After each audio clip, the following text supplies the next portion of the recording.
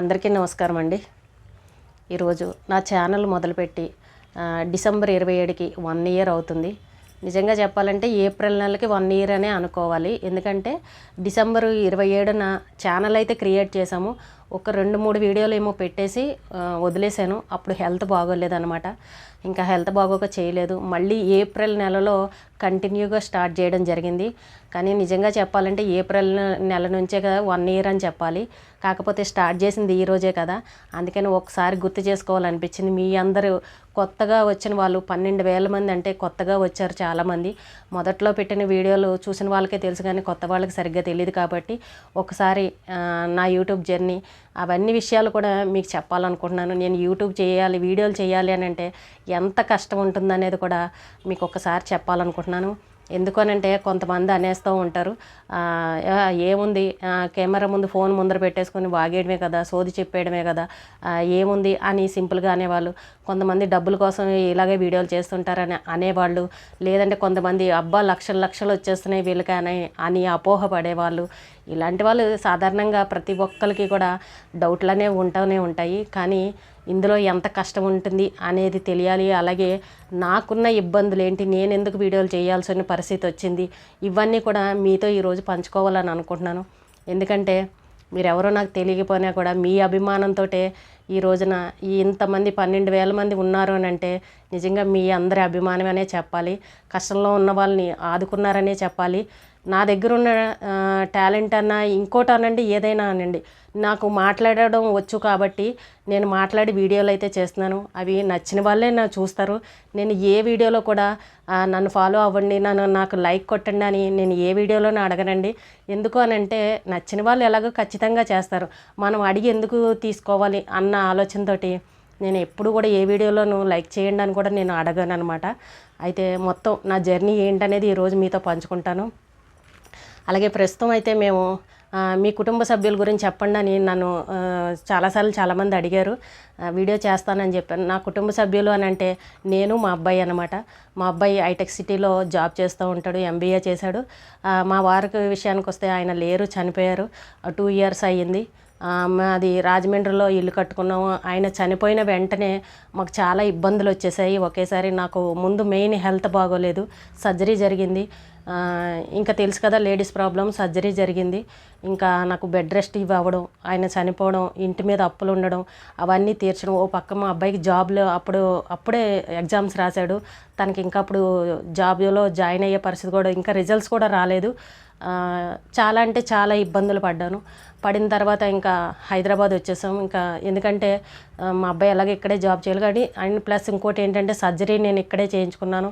అలాగే మా అక్క వాళ్ళు అందరూ ఇక్కడే ఉండడం వల్ల నేను ఇంకా సపోర్ట్ కావాలి కదా అన్నట్టు నేను ఇంకా హైదరాబాద్లో ఉండిపోయాను. అలాగే ఇంకా తర్వాత సర్జరీ అయిన తర్వాత కూడా చాలా అంటే చాలా హెల్త్ ప్రాబ్లమ్స్ వచ్చాయి. లేచి పని చేసుకునే పరిస్థితి కూడా లేని రోజులు నేను అనుభవించాను. ప్లస్ ఇంకొకటి ఇబ్బందులు పడ్డాను మెయిన్. ఎందుకంటే ఓ పక్క జాబ్ లేకపోవడం, ఓ పక్క వెంటనే ఆయన చనిపోవడం, ఈ అప్పులు, ఇవి నాకు సర్జరీకి బోల్డ్ ఖర్చు అవ్వడం, ఇలాంటివన్నీ ఒకేసారి వచ్చాయి. మాకు వచ్చే ఆదాయం లేదు, సంపాదన లేదు, కానీ ఖర్చు ఎక్కువైపోయింది. పైగా రెంట్ ఇంట్లో ఉంటున్నాము, రెంట్ ఒకటి కట్టాలి, ఈ హాస్పిటల్ ఇబ్బందులు, ఇంక ఇలాంటివి చాలా అనుభవించాను నేను. అయిన తర్వాత ఏదో ఒకటి చెయ్యాలి, ఖాళీగా ఉండకూడదని ఇంకా సరైన అప్పుడు ఛానల్ పెట్టాలి అన్న ఆలోచనతో నా దగ్గర అన్నీ ఉన్నాయి. ఎందుకు అంత నాలెడ్జ్ వచ్చు, నాకు అన్నీ తెలుసు. సరే ఇంట్లో కూర్చున్న కాడి నుంచి నాకు డిప్రెషన్లోకి వెళ్తున్నాను, పిచ్చి పిచ్చి ఆలోచనలు వస్తున్నాయి, టెన్షన్స్ ఎక్కువ వస్తున్నాయి, ఎలాగా ఏంటి అని బాధ్యతలు ఉన్నాయి. నేను మా అబ్బాయికి పెళ్లి చేయాలి, మ్యారేజ్ చేయాలి, చేతిలో చూస్తే ₹1 కూడా లేదు, ఏం చేయాలి, ఇంక ఇలాంటివన్నీ ఆలోచనలు ఎక్కువైపోయాయి. సరే ఇంకా ఆలోచిస్తూ కూర్చుంటే ఇంకా మనకి గడిచేది లేదు. ఎందుకంటే మళ్ళీ నాకేదన్నా అయ్యింది అని అంటే మా అబ్బాయికి చూసేవాళ్ళు ఉండరు, తను పాపం ఇబ్బందులు పడతాడు అని ఇంకా నేనే ధైర్యం తెచ్చుకున్నాను. అందరూ చెప్పారు ఇంకా జరిగిపోయిన వాటిని తలుచుకుంటూ బాధపడొద్దు, వెనకాల పిల్లాడు ఉన్నాడు, అన్నీ చూడాల్సింది చేయాల్సింది నువ్వే, బాధ్యతలు అనేవి ఉన్నాయి అని ఇంకా అందరూ చెప్పడం. అలాగే ఇంకా నేను కూడా ధైర్యాన్ని తెచ్చుకున్నా, ఎందుకు ఆలోచిస్తూ కూర్చోవాలన్న ఆలోచనతోటి సరే అని ఇంకా సరే యూట్యూబ్ చేద్దాం. ఆల్రెడీ నాకు యూట్యూబ్ గురించి కొంచెం టచ్ ఉంది. మా వారు ఉన్నప్పుడు కూడా ఒక ఛానల్ పెట్టాము. అప్పుడు నేను కుకింగ్ ఛానల్ అవి చేసేదాన్ని. ఆ ఛానల్ ఏమైందనంటే మ్యూజిక్స్ అవి పెట్టడం వల్ల అది కాపీరైట్స్ అవి వచ్చేసాయి. అప్పుడు మాకు అంత తెలియలేదన్నమాట. ఆయన చూసి చేసేవారు అన్నీ. ఇంకా అప్పుడు ఐడియా వచ్చింది, ఇంకా ఆ ఛానల్ వదిలేసాం కదా, సరే కొత్తగా క్రియేట్ చేద్దామని మా అబ్బాయిని చెప్తే తను క్రియేట్ చేసి ఇచ్చాడు. ఇంకా నేను ఛానల్ మొదలు పెట్టడం జరిగిందనమాట. ఏదో చన్నీళ్ళకి వేడి నీళ్ళు తోడు అని అంటారు, కానీ అక్కడ నిజంగా వేడి నీళ్ళు లేవు, మొత్తం చన్నీళ్ళే అయ్యింది మా పరిస్థితి. ఇప్పుడు ఏదో ఒకటి చేయాలన్నట్టు ఆ తర్వాత నేను ఛానల్ స్టార్ట్ చేసిన తర్వాత మార్చి నెలలో ఏమో మా అబ్బాయికి జాబ్ వచ్చింది. తను జాబ్ చేస్తున్నాడు. ఇంకా 1 ఇయర్ కూడా కాలే. ఇంకా అప్పటి నుంచి నేను ఏప్రిల్ నెల నుంచి కొంచెం హెల్త్ సెట్ అయిన తర్వాత ఇంకా నేను వీడియోలు చేయాలన్న ఆలోచనతో ఇంకా దృష్టి అంతా యూట్యూబ్ మీద పెట్టాను. సెర్చ్ చేసి ఏది పెడితే బాగుంటుంది అని చెప్పేసి, ఇంకా ఏదో పెట్టడం ఎందుకు, మన ఇంట్లో జరిగినవే, నేను అనుభవించిన కష్టాలనే చెప్పుకుందాం అందరికీ. ప్రతి కుటుంబంలోనూ ఏవో ఒక గొడవలు ఉంటూనే ఉన్నాయి అన్న ఆలోచనతో ఇంకా నేను ఇవి మోటివేషన్ వీడియోలో చేయాలనుకున్నాను. కొంచెం నాకు మాట్లాడడం కొంచెం బాగానే వచ్చు కాబట్టి ఇంకా నేను వీటి గురించే మాట్లాడడం మొదలుపెట్టాను. ఇకపోతే వీడియో చేయడానికి ఎన్ని ఇబ్బందులు ఉంటాయి అనేది కూడా చెప్తాను. నాకు జరిగే ఇబ్బందులు చెప్తాను, మిగిలిన వాళ్ళ సంగతి తెలియదు. ఎందుకంటే మేము సిటీలో హైదరాబాద్లో కొంచెం మెయిన్ రోడ్డుకే ఉన్నాము. అయితే ఇక్కడ రోడ్డు మీద ఎక్కువ వెహికల్స్ తిరుగుతుంటే సౌండ్లు ఉంటాయి ఎప్పుడు కూడా. అలాగే అమ్మొచ్చే వాళ్ళు ఉంటారు. కరెక్ట్గా నేను వీడియో తీద్దామనేసరికి ఏదో ఒకటి సౌండ్ వినబడుతుంది. ఉల్లిగడ్డలు అంటారు, అల్లం వెల్లిగడ్డలు అంటారు, ఏవో టమాటాలు అంటారు, ఏవేవో కూరగాయలు ఇవన్నీ అమ్మొస్తాయి. ఇప్పుడు మైకులు పెట్టేశారు కదా, ఏవో ఒకటి వస్తాయి, డిస్టర్బెన్స్గా ఉంటుంది. అలాగే పక్కన స్కూల్ ఉంది, గ్రౌండ్ ఉంది. పిల్లలు ఆ స్కూల్లో సౌండ్లు వినబడితే గ్రౌండ్లోకి వచ్చి ఆడుతూ ఉంటారు, అది డిస్టర్బెన్స్ ఉంటుంది. అలాగే ఇక్కడ 2 మసీదులు ఉన్నాయి మా ఇంటికి దగ్గరలోనే. అవి కూడా నమాజ్ టైం అవ్వగానే మైకుల్లో సౌండ్లు వినబడుతూ ఉంటాయి.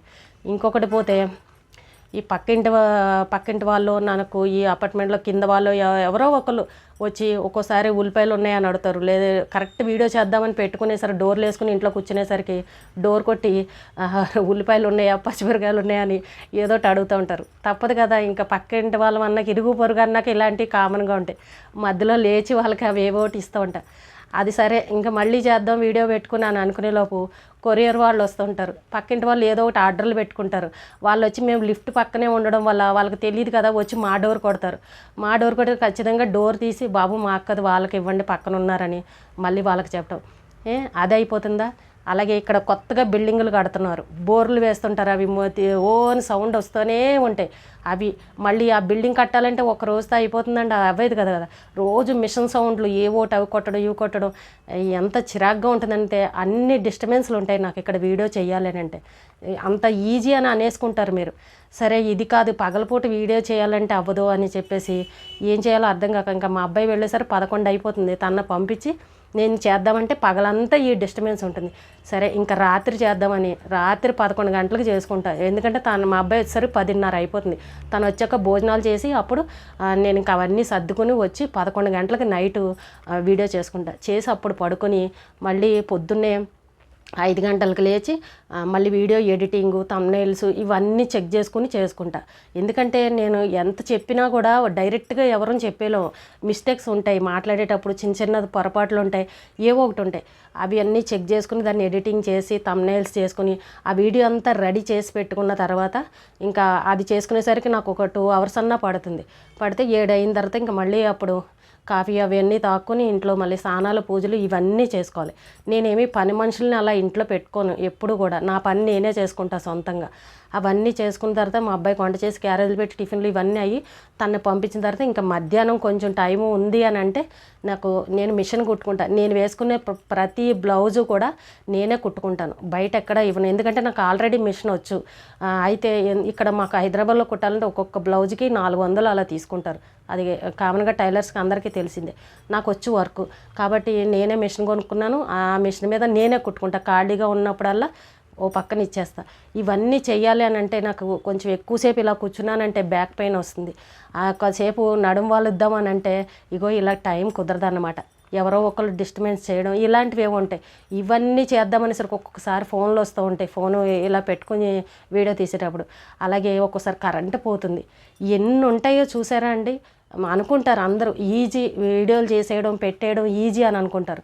రాత్రి 11 గంటలకు వీడియో చేయడం అంటే నాకు పడుకునేసరికి 12 అయిపోతుంది. మళ్ళీ పొద్దున 5 గంటలకు లేవాలంటే ఇంకా నిద్రపోయే టైము రెస్ట్ ఎక్కడ ఉంటుందండి. ఆడవాళ్ళకంటే ఎన్ని కష్టాలు ఉంటాయి తెలుసా. అదే మగవాళ్ళు అనుకోండి ఈజీ అని చెప్తాను వీడియోలు చేయడం యూట్యూబ్ అయితే. ఎందుకంటే వాళ్ళు ఇంట్లో ఏ పనులు చెయ్యక్కర్లా. ఒకవేళ ఆఫీస్కి వెళ్ళినా రాగానే చక్కగా భార్యలు టీ అందిస్తారు, తాగుతారు, చక్కగా కూర్చొని ఫ్రెష్ అయిపోయి వచ్చి కూర్చొని వీడియో తీయచ్చు. వాళ్ళు ఇంకో పని చేసే పని ఉండదు. మాకు ఎన్ని పనులు ఉంటాయండి, అన్ని పనులు నేనే చేసుకోవాలి కదా. ఇన్ని కష్టాలు ఉంటాయి. ఈ కష్టాలన్నీ పడేది దేనికోసం అని అంటే మా అబ్బాయి కోసం. మా అబ్బాయికి నేను పెళ్లి చేయాలి.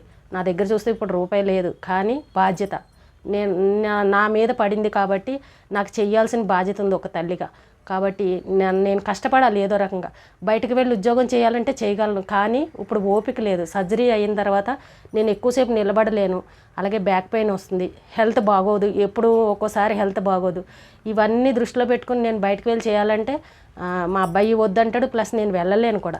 ఎందుకంటే భయం, హెల్త్ బాగాలేదు కదా, ఎందుకు రోడ్డు మీదకి వెళ్ళడం అన్న ఉద్దేశంతో ఎవరు కూడా మా ఇంట్లో వాళ్ళు కూడా వద్దు అని చెప్పేశారు.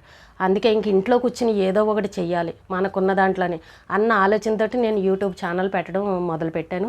అలాగే మీ అందరికీ వీడియోలు చేయడం స్టార్ట్ చేశాను. నా వీడియోలను ఆదరించి బాగున్నాయని లైక్లు చేసి మంచి మంచి కామెంట్లు పెడుతున్నారు. ఎవరు కూడా ఎప్పుడూ బ్యాడ్ కామెంట్ అనేది రాలేదు కూడా, ఎవరు పెట్టలేదు కూడా. ఒక విషయం ఏంటంటే ఇవన్నీ కూడా మన కుటుంబాల్లో జరిగే విషయాలే. ఎక్కడో నేను ఏదో కల్పించి తెచ్చినవి కాదు, పేపర్ మీద రాసుకునేవి కాదు, ఇవన్నీ బుక్కుల్లో చదివినవి కాదు.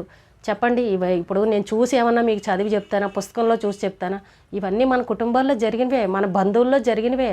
నాకు ఉన్నారు కదా పెద్ద ఫ్యామిలీ, మాకు ఉన్నారు. మా కుటుంబాల్లో జరిగినవే. అక్కలు, చెల్లెళ్ళు, అన్నయ్యలు అందరూ ఉంటారు. అందరి ఇళ్లలోని ఇవి జరిగే విషయాలే. నేనే వాటిని చెప్తున్నాను. ఇలా ఉండండి, జరిగిన తర్వాత ఇలా ఉండకూడదు, ఒక్కొక్కరి ఇంట్లో ఒక్కొక్కరికి ఇలా జరుగుతున్నాయి, కష్టాలు ఇలా ఉన్నాయి అని మీతో పంచుకుంటున్నాను. అలాగే మీ కష్టాలను కూడా కామెంట్ రూపంలో మీరందరూ కూడా చెప్తూ ఉన్నారు. కాబట్టి నేను చెప్పే ఇక్కడ విషయం ఏంటి అని అంటే, ఎవరైనా సరే కష్టాలు వచ్చాయని బాధపడద్దు. నేను ఎలా ఎదుర్కొన్నాను, నేను ఒకప్పుడు ఏం చేయలేను, నా పని అయిపోయింది, ఇంకా నేను కూడా ఆయన దగ్గరికి వెళ్ళిపోతానని డిసైడ్ అయిపోయాను సర్జరీ అయినప్పుడు. కానీ మరి భగవంతుడు ఎక్కడ ఏమొచ్చిందో తర్వాత కొంచెంలో తప్పి మళ్ళీ ఈ రోజున మీ ముందర ఇలా ఉన్నాను అని అంటే నిజంగా నన్ను ఎవరో కాపాడారనే అనుకుంటాను. ఎప్పుడో ఏదైనా పుణ్యం చేశానేమో అని అనుకుంటూ ఉంటాను. ఎందుకంటే నాకు ఇప్పుడు బాధ్యతలు ఎక్కువ ఉన్నాయి. బాధ్యతలు ఉండడం వల్ల నేను కష్టపడాలి ఖచ్చితంగా. మనం ఏమి తప్పు పని చేయట్లేదు, మనం ఎవరిని దొంగతనం చేయట్లేదు, ఎవరిని మోసం చేయట్లేదు, ఏమీ చేయట్లే, కష్టపడతాం. ఫోన్లో ఏదో ఒక రోజుకు సక్సెస్ అవుతాం, మన బాధ్యతలను తీరుస్తాం. ఒక తల్లిగా నేను చేయాల్సిన బాధ్యతలు నాకున్నాయి. మా వారి విషయంలో కూడా నేను కొన్ని నాకు అప్పచెప్పి వెళ్ళారు. అవన్నీ చెయ్యాలన్నా, నేను ఏది చేయాలన్నా ముందు నాకు డబ్బులు కావాలి. డబ్బులు కావాలంటే కష్టపడాలి, ఏదో ఒకటి చెయ్యాలి. ఒకరి మీద బాధ్యతలు బరువులు వేసేయలేం కదా. ఇప్పుడు మా అబ్బాయి ఉన్నాడు, తను 1 ఇయర్ కూడా కాలేజ్ జాబ్లో జాయిన్ అయ్యి లక్షలు వచ్చేస్తాయా శాలరీలు అంటే రావు. ఏదో ఇంటి రెంట కట్టుకుని ఏదో మనం తినడానికి సరిపోయే విధంగానే ఉంటాయి. కాబట్టి కష్టపడాలి ఖచ్చితంగా. ఎవరైనా సరే కష్టపడాలి ఓపిక ఉన్నంత వరకు. దీంట్లో సిగ్గుపడాల్సిన విషయం లేదు. మన బంధువులు ఎవరో ఏదో అనుకుంటారు, వాళ్ళు ఏదో అనుకుంటారు, వీళ్ళు ఏదో అనుకుంటారని ఎక్కడ కూడా ఫీల్ అవ్వద్దు, బాధపడద్దు. ఎందుకంటే మా వారికి యూట్యూబ్ అంటే చాలా ఇష్టం. నన్ను చేయమని ఆయన ఎంకరేజ్ చేశారు. అలాగే నేను ఒకప్పుడు చేశాను. అందుకని నాకు ఆయనకి ఇష్టమైన పని నేను ఎందుకు మానేయాలి? అయినా నేను మీ ముందు కనబడుతూ మాట్లాడుతాను. ఒకరికి ఎందుకు భయపడాలి? అయినా మా ఫ్యామిలీలో కూడా ఎవరు కూడా నన్ను అబ్జెక్షన్ పెట్టిన వాళ్ళు లేరు, నన్ను ఎవరు కామెంట్ చేసిన వాళ్ళు కూడా లేరు. మంచి వీడియోలు చేస్తున్నామని మెచ్చుకున్న వాళ్ళే ఉన్నారు. కాబట్టి ఎవరైనా సరే కష్టాలు ఉన్నాయని దిగులు చెందకుండా ఇలా ఏదో ఒక పని చేయడానికి ముందుకు రండి. ఎవరైనా సరే బాధపడిపోవద్దు. మనకి ఎవరు చూడరు, ఇది మాత్రం కరెక్ట్. అక్కున్నా, చెల్లున్నా, అన్నయ్య ఉన్నా, ఎవరున్నా, మన సొంత వాళ్ళు ఉన్నా ఎవరు మనకు చూడరు. ఎందుకోనంటే ఒకరు పెడతారని ఎప్పుడు మనం ఎదురు చూడకూడదు. మన కష్టాన్నే మనం నమ్ముకోవాలి. కాబట్టి నేను యూట్యూబ్లో ఇన్ని కష్టపడి వీడియోలు చేస్తున్నాను అని అంటే ఈజీ అని అన్నట్టు మాట్లాడేస్తూ ఉంటారు కొంతమంది. అది యూట్యూబ్ చేసే వాళ్ళకే తెలుస్తుంది ఎంత కష్టం ఉంటుంది అనేది. ఒక వీడియో రిలీజ్ చేసేయాలి అని అంటే దాంట్లో చాలా చూసుకోవాలి. మనం ఏమన్నా తప్పులు చెప్పామా ఏంటి అనేది అన్నీ చెక్ చేసుకున్న తర్వాతే వీడియో అప్లోడ్ చేయాలి. కానీ నేను చెప్పినవన్నీ కూడా చాలామంది వీడియోలు బాగున్నాయండి, మీరు నిజాలే చెప్పారు, ఇది అదని చాలామంది పెడుతూ ఉంటారు. మన కుటుంబాల్లో జరిగే విషయాలేనండి అవి. నేను ఏదో కొత్తగా తెచ్చినవి ఏమీ కాదు, ఎక్కడ కూడా పుట్టించుకొచ్చినవి కాదు, ఎక్కడ బుక్కుల్లో చదివినవి కాదు. కాబట్టి ఎవరైనా మీరందరూ ఆదరిస్తున్నందుకు ఇంకొకసారి నేను నా విషయాలన్నీ చెప్పాను అనమాట. ఎందుకంటే గతంలో ఫస్ట్లో చెప్పాను, ఆ తర్వాత 12,000 మంది వచ్చిన తర్వాత నేను ఎప్పుడూ చెప్పలేదు. అందుకే ఈరోజు 1 ఇయర్ అయ్యింది కదా, ఈ సందర్భంగా మీ అందరితో కూడా నా యూట్యూబ్ యూట్యూబ్ జర్నీని పంచుకోవాలి అన్న ఆలోచనతోటి ఈ వీడియో చేశానన్నమాట. ఇలాగే మీరు అందరూ ఆదరిస్తారని, లైక్లు కొడతారు, సబ్స్క్రైబ్ చేసుకుంటారు, ఇంకా మీ ఇష్టం అన్నమాట. నేను ఏ వీడియోలోనూ కూడా అడగను, రిక్వెస్ట్ చేయను. నా వీడియో నచ్చిన వాళ్ళు చేస్తారు అన్న ఆలోచనతో ఉంటాను. కానీ నా కష్టం, ఈ ప్రయాణం ఎప్పుడు ఇలా సాగుతూనే ఉంటుంది. అలాగే మీ అందరి ఆశీర్వాదంతో నేను ఆరోగ్యంగా ఉండి ఇలాంటి మంచి మంచి వీడియోలు మీకు ఇంకా అందించాలి, ఒక స్థాయిలోకి వెళ్ళాలని నా కోరిక. మీ అందరి ఆదరాభిమానాలతో తొందరగా మా అబ్బాయి పెళ్ళి కూడా చేయాలని నా కోరిక. అది ఇంకా మీ అందరి అభిమానంతోనే ఉంది, మీ అందరి చేతుల్లోనే ఉంది. అలాగే భగవంతుని ఆశీర్వాదం. ఈరోజు ఈ సంవత్సరం ఈ రకంగా గడిచింది. ఇలాగే వచ్చే సంవత్సరం కూడా, కొత్త సంవత్సరం కూడా ఇదే విధంగా సంతోషంగా మీరందరూ కూడా బాగుండాలి. అలాగే మీ అందరి కష్టాలు కూడా తీరాలి. ఒకవేళ ఎవరైనా ఇబ్బందుల్లో ఉన్నా ఏదో ఒక పని చేయండి. కష్టాలు ఉన్నాయని ఆలోచిస్తూ ఆరోగ్యాలు పాడు చేసుకోకండి. అది నేను చేసిన పని. ఆలోచించి డిప్రెషన్లో కూడా వెళ్ళిన రోజులు ఉన్నాయి. కాబట్టి నాలాగా ధైర్యంగా ప్రతి ఒక్కరూ కష్టాలని ఎదుర్కోండి. ఈ రోజుకి ఇదేనండి. రేపు మళ్ళీ ఒక మంచి విషయంతో మళ్ళీ కలుద్దాం.